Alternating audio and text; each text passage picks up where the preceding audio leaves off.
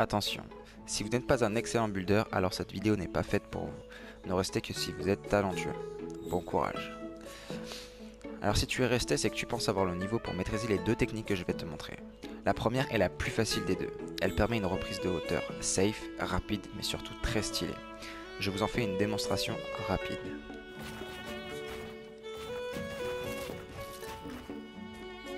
Donc cette technique est toute récente et elle a été popularisée par ce magicien de Faceway. Maîtrisée parfaitement, cette technique est totalement imprévisible. Je vous explique comment l'effectuer. Donc vous partez en double rampe comme ceci. Vous placez deux chapeaux.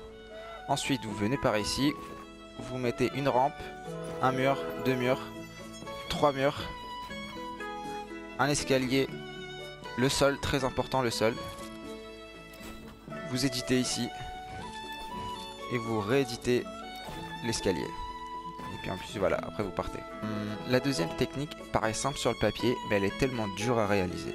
J'ai vu très peu de builders FR la présenter sur sa chaîne ou de l'effectuer en BF, du moins pas à ma connaissance. Elle a été présentée par un anglophone prénommé Hole, un monstre de vitesse question edit les bros.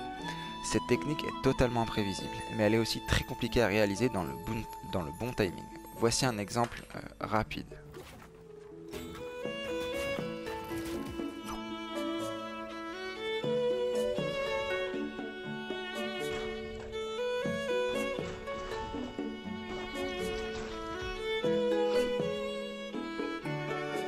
Le seul conseil que je peux vous donner, c'est qu'il faut au moment de sauter, viser le haut du mur afin que le toit se place derrière le mur. Voici comment l'effectuer. Imaginons que vous êtes comme ça en rampe. Ensuite, vous placez un chapeau, vous mettez un mur. Et là, il va falloir sauter. D'accord? Et en sautant, mettre un toit ici, derrière. Et c'est très compliqué, les gars. Et comme je vous ai dit, le conseil que je vous donne, c'est quand vous allez sauter, vous allez être à ce niveau-là à peu près. Et le but, c'est de mettre un toit derrière. Là, vous voyez que si je place un toit ici, ça va pas le faire. Il faut que je vise pile cet endroit-là, c'est-à-dire pile le haut du mur.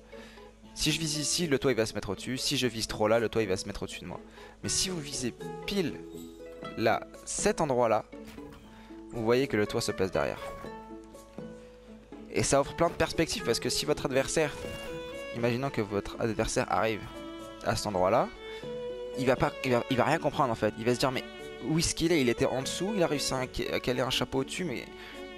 Et c'est impressionnant, c'est impressionnant. Donc certains d'entre vous connaissaient déjà cette technique, mais très peu d'entre vous les maîtrisent. Et moi-même, pour être tout à fait franc, je ne les maîtrise pas parfaitement. Je vous souhaite de bien vous amuser en créatif. J'oubliais, si vous avez du mal à progresser ces derniers temps, allez jeter un coup d'œil à ma dernière vidéo, enfin mon avant-dernière vidéo. Je vous explique pourquoi vous ne progressez plus et comment corriger ça grâce à la mémoire musculaire. Sinon, prenez soin de vous les bros et la paix sur vous.